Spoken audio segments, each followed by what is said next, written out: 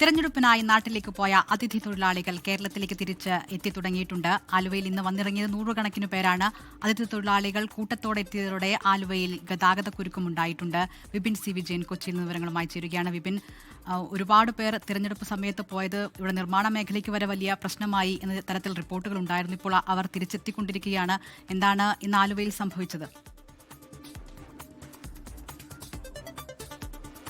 ദിൽന, കൂട്ടത്തോടെ അതിഥി തൊഴിലാളികൾ കേരളത്തിലേക്ക് തിരിച്ചെത്തുകയാണ്. ആഴ്ചയിൽ ഒരു തവണയുള്ള അന്ത്യോദയ എക്സ്പ്രസ് ഇന്ന് ഉച്ചയ്ക്കാണ് ആലുവയിൽ എത്തിച്ചേർന്നത്. അതിൽ തന്നെ നൂറുകണക്കിന് അതിഥി തൊഴിലാളികളാണ് അതിൽ ഉണ്ടായിരുന്നത്. നമുക്ക് ആ ദൃശ്യങ്ങളിൽ നിന്ന് തന്നെ കാണാം. അത്രയേറെ, ഒരു പൂരത്തിനുള്ള അത്രയും ആളുകളാണ് ട്രെയിനിൽ വന്നിറങ്ങിയത്. അതിനുള്ളിലാണെങ്കിൽ ബാത്റൂമിൽ പോലും പോകാൻ കഴിയാത്ത അത്ര തിരക്കായിരുന്നു എന്നുള്ളതാണ് അതിൽ ഉണ്ടായിരുന്ന ആളുകൾ നമ്മോട് പങ്കുവയ്ക്കുകയും ചെയ്തത്.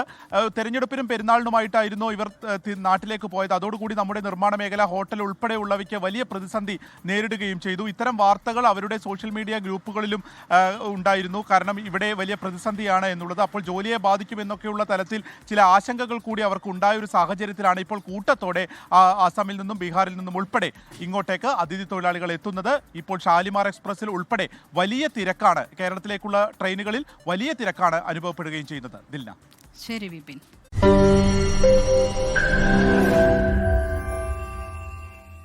ലോകത്തെവിടെയായാലും ഏത് സമയത്തും 24 വാർത്തകളും ഓഗ്മെന്റഡ് റിയാലിറ്റി പാക്കേജുകളും എക്സ്പ്ലെയിനറുകളും വിശദമായി കാണാൻ ഞങ്ങളുടെ യൂട്യൂബ് ചാനൽ നിങ്ങൾക്ക് സബ്സ്ക്രൈബ് ചെയ്യാം.